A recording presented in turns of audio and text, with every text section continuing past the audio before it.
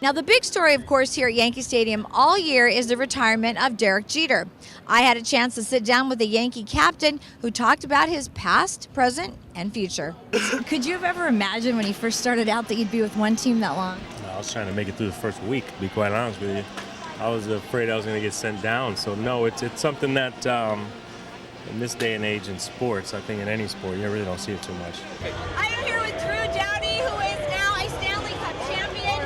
What is going through your mind right now? Just so happy. We are here at the Staples Center. It is New Year's Eve, and the Los Angeles Clippers are not exactly playing the Lakers, but Lakers East, if you will.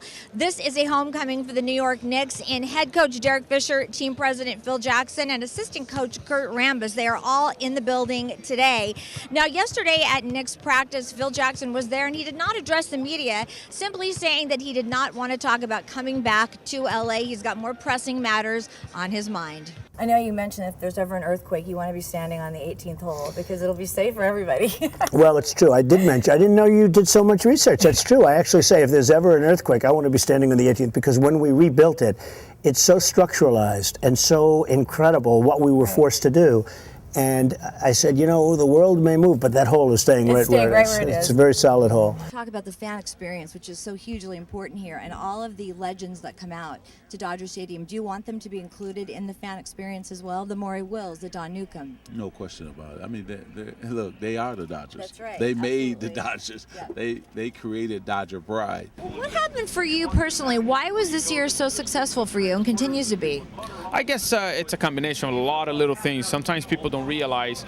Well, the scoreless inning streak for Clayton Kershaw did come to an end last night. It was at number 41. It happened in the 6th inning off of Chase Headley's home run. Now, you have to understand something about Clayton Kershaw. He's not a me guy. He is a we guy. It's all about team for Clayton. So even though we love to talk about streaks and records, for him, he's just out there doing his job, and that's exactly what he told us last night after the game.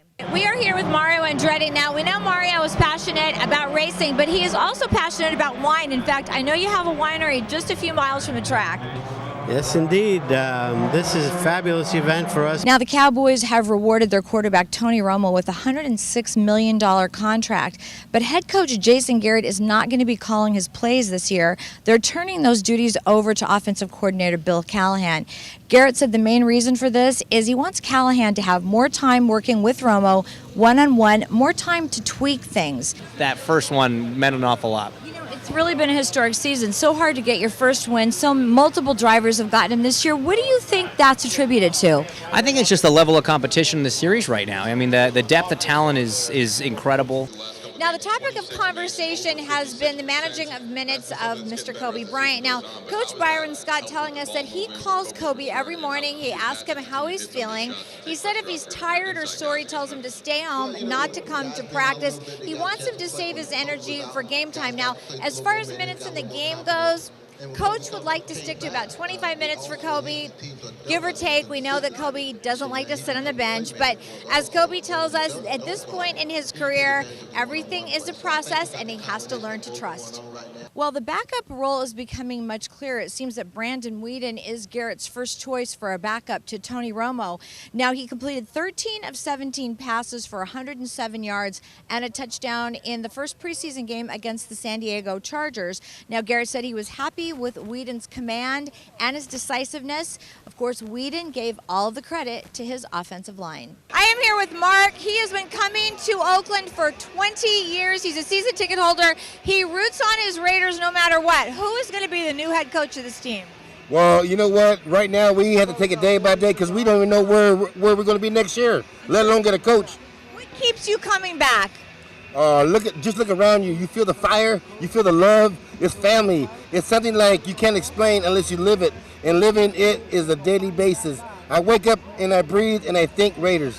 That's it. You got the answer. They don't just come to Raider games. They live it. They breathe it. They love it. This is the final race of the 2014 Indy Car season, and really the last few races it's come down to two drivers in the points.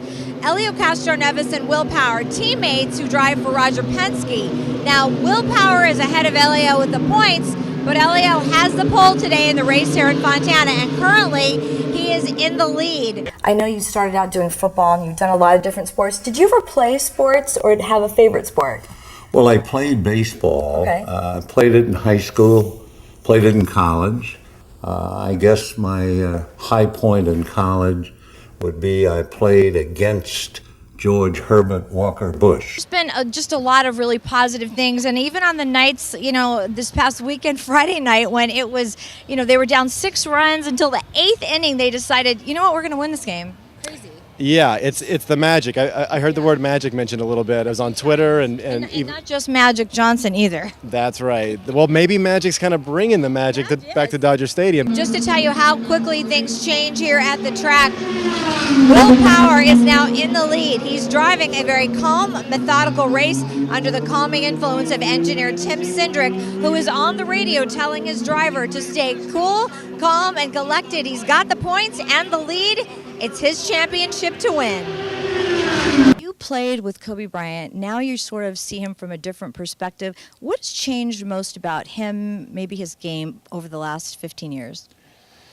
Kobe's always been an incredibly smart player. I mean, he's brilliant on the court. He's brilliant off the court. And the one thing that Clayton did find very cool was the standing ovation that he got from the fans. He even kind of smiled a little bit when he walked off the field. But the one thing that everyone in the locker room is the most excited about is the fact that the Dodgers are now in sole possession of first place. Of course, those Giants lost yesterday, and I think we're going to go through this for the rest of the season with the Giants and the Dodgers. I'm Maria Serrao, just before the All-Star break at Dodger Stadium. All right, we're here with Dodgers General Manager Ned Colletti. Ned, things are a little bit better than they were a couple of months ago. When things were at their toughest, for you as a GM, what were your thoughts? 9.5 back in last place, and all the money had been spent to acquire a lot of people that were on the DL. Right. Well, we started off with a lot of guys hurt. Same go for Donnie's contract. Talk about that after the season's over. Or? Yeah, we're not going to get into anybody's situation right now. There's a lot of players. There's a lot of people that have options, as in Donnie's case. Now, the Oakland Raiders only had 3 wins this season, but they did beat the 49ers, and in San Francisco, that's pretty much like winning the Super Bowl. I had a chance to catch up with the players after the Buffalo win, and they talked about possibly a new coach and the maturation of their quarterback, Derek Carr.